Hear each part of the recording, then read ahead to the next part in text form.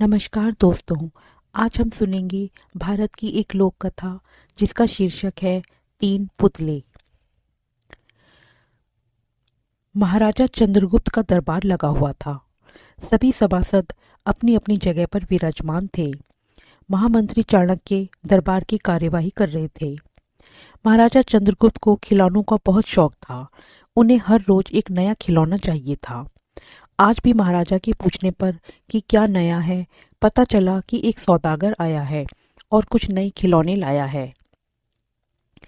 सौदागर का ये दावा है कि महाराज या किसी ने भी आज तक ऐसे खिलौने ना कभी देखे हैं और ना कभी देखेंगे। सुनकर महाराज ने सौदागर को बुलाने की आज्ञा दी।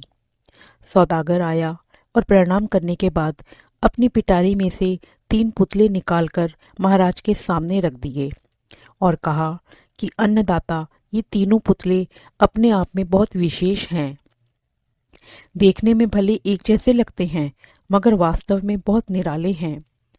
पहले पुतले का मूल्य 1 लाख मोहरे हैं, दूसरे का मूल्य 1000 मोहरे हैं और तीसरे पुतले का मूल्य केवल 1 मोहर है। सम्राट ने तीनों पुतलों को बड़े ध्यान से देखा। देखने में कोई अंतर नहीं लगा, फिर मूल्य में इतना अंतर क्यों? इस प्रश्न ने चंद्रगुप्त को बहुत परेशान कर दिया।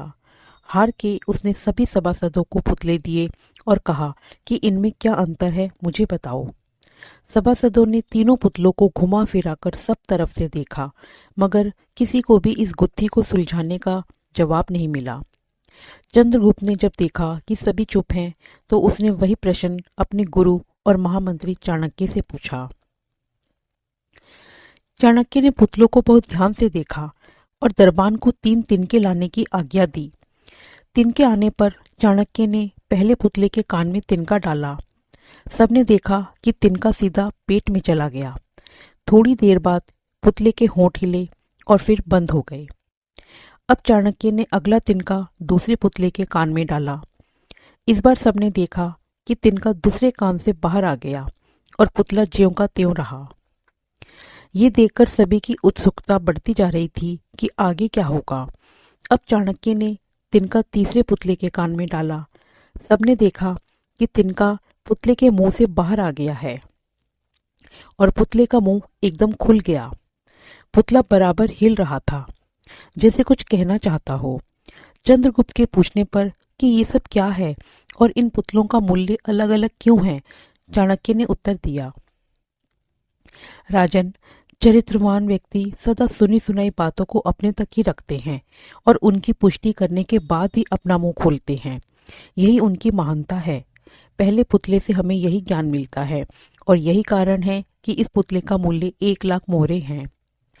कुछ लोग सदा अपने में ही मगन रहते हैं, हर बात को अनसुना कर देते हैं। उन्हें अपनी वाह की कोई इच्छा नहीं होती। ऐसे लोग कभी किसी को हानि नहीं पहुंचाते।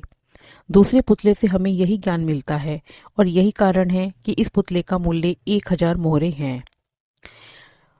कुछ लोग कान के कच्चे और पेट के हल्के होते हैं। कोई भी बात सुनी नहीं कि सारी दुनिया में शोर मचा दिया। उन्हें झूठ सच का कोई ज्ञान नहीं, बस मुंह खोलने से मतलब।